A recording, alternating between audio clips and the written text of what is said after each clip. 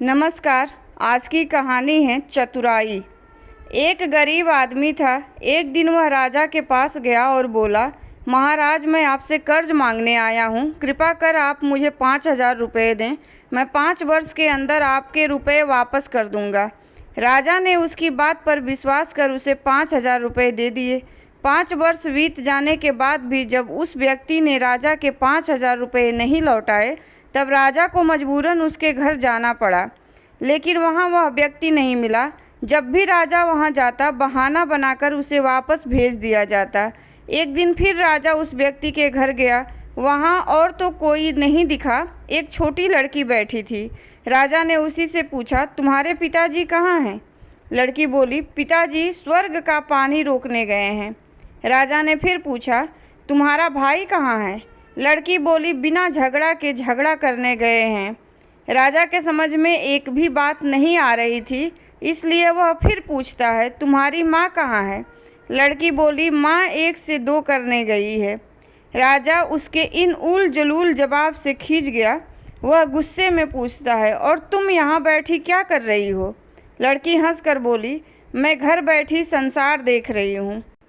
राजा समझ गया कि लड़की उसकी किसी भी बात का सीधा जवाब नहीं देगी, इसलिए उसे अब इससे इन बातों का मतलब जानने के लिए प्यार से बतियाना पड़ेगा। राजा ने चेहरे पर प्यार से मुस्कान लाकर पूछा, बेटी, तुमने जो अभी अभी मेरे सवालों के जवाब दिए, उनका मतलब क्या है? मैं तुम्हारी एक भी बात का मतलब नहीं समझ सका।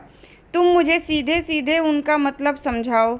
लड़की ने भी मुस्कुरा कर पूछा, अगर मैं सभी बातों का मतलब समझा दूँ तो आप मुझे क्या देंगे? राजा के मन में सारी बातों को जानने की तीव्र उत्कंठा थी। वह बोला, जो मांगोगी वही दूंगा। तब लड़की बोली, आप मेरे पिताजी का सारा कर्ज माफ़ कर देंगे तो मैं आपको सारी बातों का अर्थ बता दूंगी। राजा ने कहा, ठीक है, मैं तुम्हारे पिताजी का सारा कर्ज माफ़ कर दूंगा। अब तो सारी बातों का अर्थ समझा दो। लड़की बोली, महाराज, आज मैं आपको सारी बातों का अर्थ नहीं समझा सकती। कृपा कर आप कल आएँ, कल मैं ज़रूर बता दूंगी।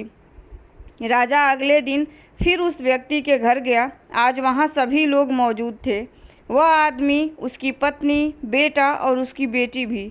राजा को देखते ही लड़की पूछी, महाराज, आपको अपना वचन याद है ना? राजा बोला, हाँ, मुझे याद है। तुम अगर सारी बातों का अर्थ बता दो तो मैं तुम्हारे पिताजी का सारा कर्ज माफ़ कर दूंगा। लड़की बोली, सबसे पहले मैंने कहा था कि पिताजी स्वर्ग का पानी रोकने गए हैं। इसका मतलब था कि वर्षा हो रही थी और हमारे घर की छत से पानी टपक रहा था। पिताजी पानी रोकने के लिए छत को छा रहे थे, यानी वर्षा का पानी आसमान से ही गिरता है, और हम लोग तो यही मानते हैं कि आसमान में ही स्वर्ग है। बस पहली बात का अर्थ यही है। दूसरी बात मैंने कही थी कि भैया बिना झगड़ा के झगड़ा करने गए हैं। इसका मतलब था कि वे रेंगनी के कांटे को काटने गए थे। अगर कोई भी रेंगनी के कांटे को काटेगा तो उसके शरीर में जहाँ तहाँ कांटा गड़ ही जाएगा, यानी झगड़ा नहीं करने पर भी झगड़ा होगा और शरीर पर खरोंचें आएंगी। राजा उसकी बातों से सहमत हो गया। वह मन ही मन उसकी चतुराई की प्रशंसा करने लगा। उसने उत्सुकता के साथ पूछा, और तीसरी चौथी बात का मतलब बेटी? लड़की बोली, महाराज, तीसरी बात मैंने कही थी कि माँ 1 से 2 करने गई है। इसका मतलब था कि माँ अरहर दाल को पीसने, यानी उसे 1 का 2 करने गई थी। अगर साबुत दाल को पीसा जाए तो 1 दाना का 2 भाग हो जाता है, यानी यही था कि 1 का 2 करना। रही चौथी बात, तो उस समय मैं भात बना रही थी और उसमें से 1 चावल निकाल कर देख रही थी कि भात पूरी तरह पका है कि नहीं। इसका मतलब है कि मैं 1 चावल देखकर ही जान जाती कि पूरा चावल पका है कि नहीं, अर्थात चावल के संसार को मैं घर बैठी देख रही थी। यह कहकर लड़की चुप हो गई।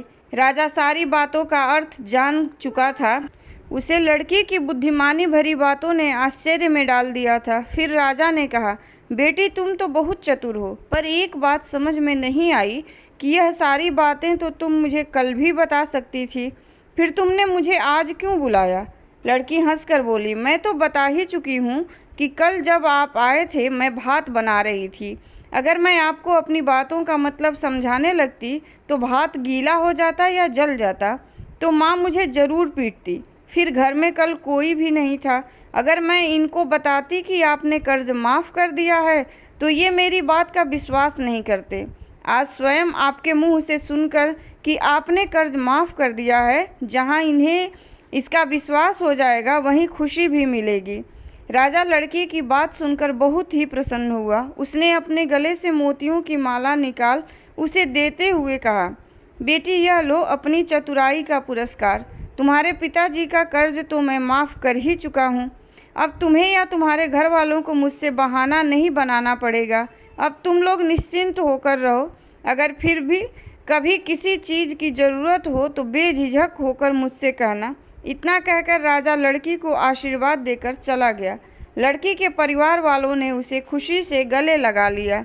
धन्यवाद। कहानी पसंद आई हो तो लाइक कीजिए, शेयर कीजिए और मेरे चैनल को ज़रूर सब्सक्राइब कीजिए।